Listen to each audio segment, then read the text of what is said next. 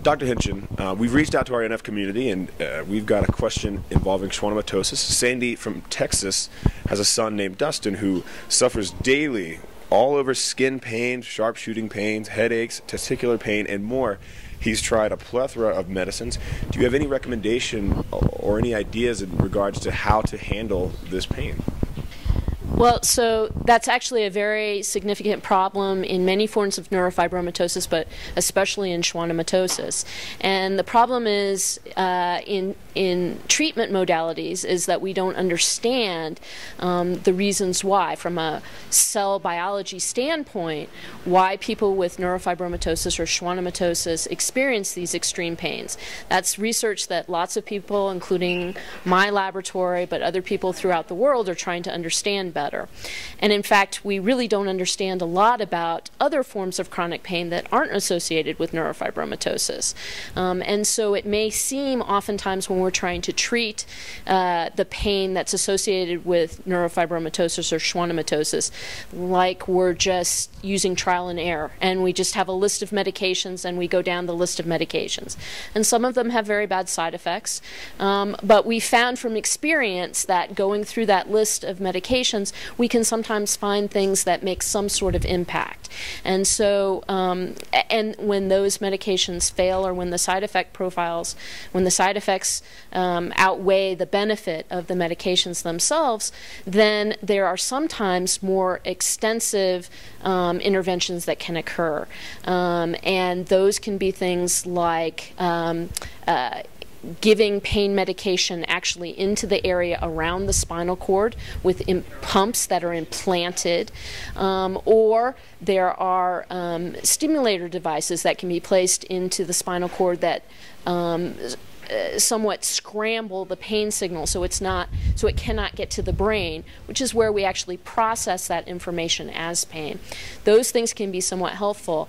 What I work with my patients who have a lot of pain is that we work through the medications that have worked in some people but don't work in everybody, and we go through that list of medications, and if we get good enough benefit, that's great, and if we don't, then I work with my special colleagues who specialize in treating all types of chronic pain, not just neurofibromatosis pain or schwannomatosis pain. And I work with them quite closely so they'll understand the special issues of neurofibromatosis or schwannomatosis, but ask them to then do those more, the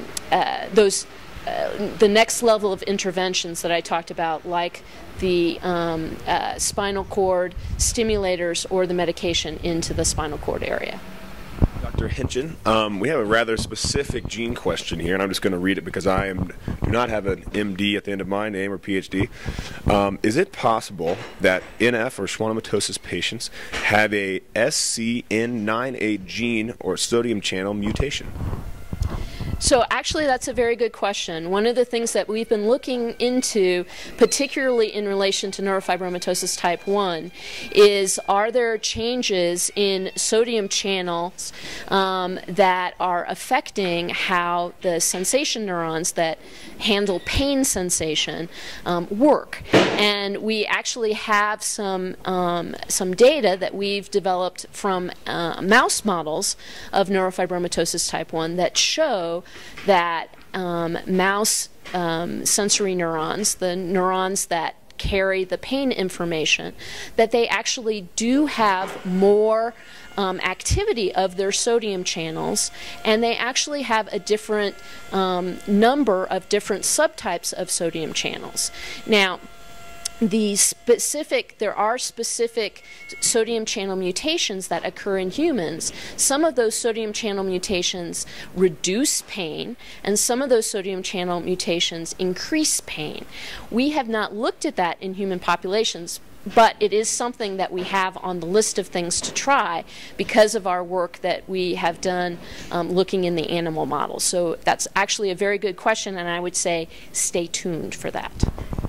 Excellent. Thank you very much for your work and your time.